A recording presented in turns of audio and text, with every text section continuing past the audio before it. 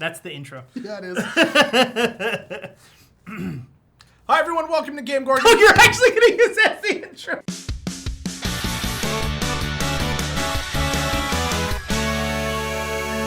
Yeah, I'm using it as the intro. Okay. Yeah, definitely. Hi, everyone. Welcome to GameGorgon. My name is Krug. I'm Indigo. Today, we're here to talk to you about 3 themes this time. Ooh, that is one more than 2. It is one more than 2. But it's one less than 4.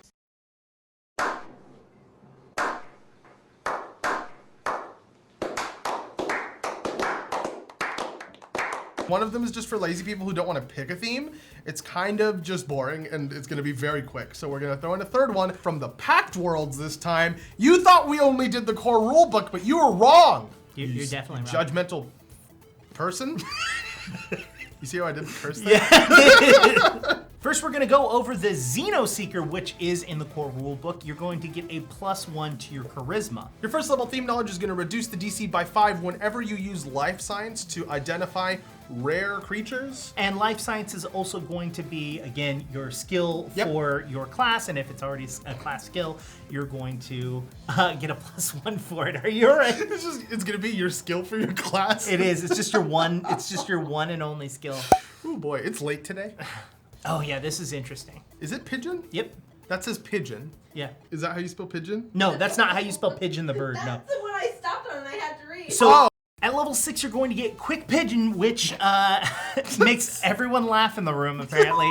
With a willing creature that you do not share a language with, you can spend 10 minutes with them and roll a culture check of 25 and be able to communicate with that person and be able to do like rudimentary like conversations, not like in-depth like this is the bad guy and this is the you're going to communicate basic ideas like hungry. Now, it only is going to give you that effect with that one creature. Right. But if there's another creature that speaks the same language as them, you get a +2 on your as a bonus for your next culture check to do the same thing with that other person. Nice. I think this is cool, and I think this has a lot of like interesting potential because it is the Xenoseeker. The whole premise behind it is you're going out and seeing different and cool aliens and stuff like that, and you're like, well, I can't speak with any of them, but I kind of can. Yeah. It's kind of like that one episode of Star Trek where Picard has to like come up with a way to communicate with a race that is like that exclusively communicates through analogy or something like that, or some literary device. I only gave that analogy because one time you told me I didn't know Star Trek. I literally think about that every time we do Starfinder now.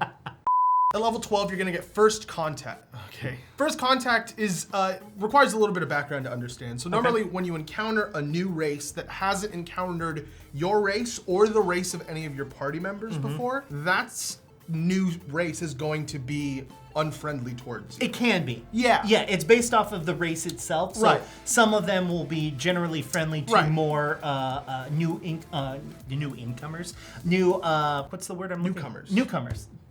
The new incomers was good too, though. I liked it.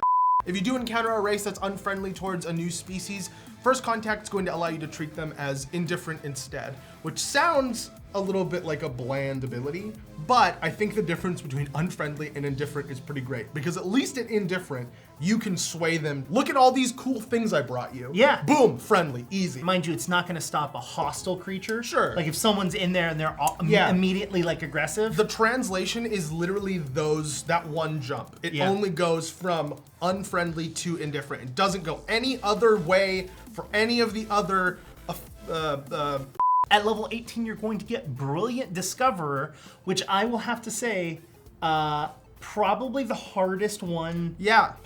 You have to literally find and document a new species of flora or fauna. Yeah. You can do that once or twice a day. Yeah. And it takes, on average, 10 minutes. I think this is a little bit of a cop-out, because it says if you're on an unexplored planet, like everything is new, but if you're not on an unexplored planet, you might be able to find something anyways in 1d4 hours if you're in a unique biome or a biome that has a lot of different like flora and fauna, which is basically like saying, hey GMs, cut your players some slack. Like literally that's what I'm reading. It's just literally saying like, we know this is hard, cut your players some slack. Yeah, this is rough. Yeah. This one is really rough. I will say as a whole, the Xenoseeker kind of meh. It's a meh mid-maxing theme. Sure, yes. As for theme, you're right. This is definitely the Picard. Yeah. This is the Star Trek, like, captain's, like, position. Outside of just themed play, level 6 cannot come sooner. Yeah, that's fair. So now we're going to talk about themeless. At the level 1, it's now a general knowledge instead of theme knowledge. Ooh. You're going to gain a class skill of your choice when creating a themeless character, and you're also going to get a +1 ability score adjustment of your choice. Of your choice, anything you want. Level 6, you're gonna get certainty once per day. When you make a skill check, you can choose to take a +2 on that skill check.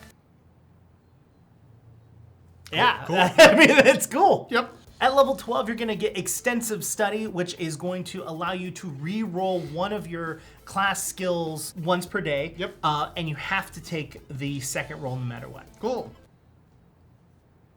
At level 18, you get Steely Determination. Increase your resolve pool by 1. I think this is really good for if you want to, like, if your character's taking the route of the there's nothing here. I don't know what you want us to talk about. There's mechanical benefits to it. Like, it's objectively good, but it's boring as shit. Yeah, very much so. Next up, we're going to talk about the Biotechnician, something that actually has some meat on its bones. The Biotechnician is going to get a +1 to int because there's the word technician in the name. And bio. That makes sense, right? At level 1's theme knowledge, you're going to be able to reduce the life science DC to learn more information about biotech augmentations. Medicine is going to be a class skill for you, and if it's already a class skill for you, you're going to get a +1 bonus to medicine checks. Boom. At 6th level, you're going to get industry connections. Now, this is a little bit vague, so stay with me. As long as you were able to contact your industry connections, super up to GM interpretation. Oh, you need access to the infosphere, or oh, you need to be able to communicate with this specific planet, because those are where your contacts are. You have to talk to your GM about what that means. As long as you can do that, you get a 10% discount on any biotech augmentations installed into your beautiful body. This is someone that's all about augmenting themselves with technology. This benefits later on theme skills that you gain. There isn't a lot of other themes that do that as well as build on top of each other, yeah. At level 12, you're going to get Test Subject, which is going to allow you to install one additional biotech augmentation into yourself than your race normally allows you to do. Strong. Yeah, it does allow you to install one additional one, but you get to choose the slot. So you could theoretically have 2 like throat slots that you can use. So you can like breathe, fire, but you could also be able to breathe underwater. Yeah, one of the most useful, if not tied for the most useful, like with only one other one, which would be the thing that gives you a first level spell slot. Level spell, I forget what it's called. With its level 6 skill, the fact that you're getting a 10% discount also fits really well with this. Like, oh, this is so cool. I love the shit out of opportunity cost. All right, at level 18, you're gonna get adaptive biotech. Hands down, my favorite level 18. Up to twice per day as a standard action, you can deactivate one biotech enhancement in yourself, not in someone else, rendering it inert until you finish your next 8-hour rest, except for a prosthetic limb. You can't do it to a prosthetic limb, and regain 1 resolve point as a result of that. That's my kind of design. I love things that are just like, hey, you can get this really powerful resource, give up this other resource that you're used to having. I think a resolve point is more powerful than an enhancement for 8 hours. It can be, depending on the situations you're in. It can absolutely be more powerful. This is a standard action. It doesn't take 10 minutes. It doesn't require like an extensive amounts of crazy You don't have to happen to be on a planet that's undiscovered. Like, you don't have to happen to be in a situation where you're chasing somebody in another ship. You have to have an enhancement to turn off. Yeah. But if you picked this, why don't you? Well, yeah. Like, hello? Your 18th level, your theme allows you to have one additional one. So let's go with the example I gave earlier, which is you can breathe fire and you can breathe underwater, right? Those are your 2 throat enhancements that you have. You're in combat and you're like, oh my God, I'm out of resolve points. I need to use resolve point. You're like, we're not underwater. Yeah, that's the only question you have to ask yourself. Are we going to be underwater soon? Both of those answers are no.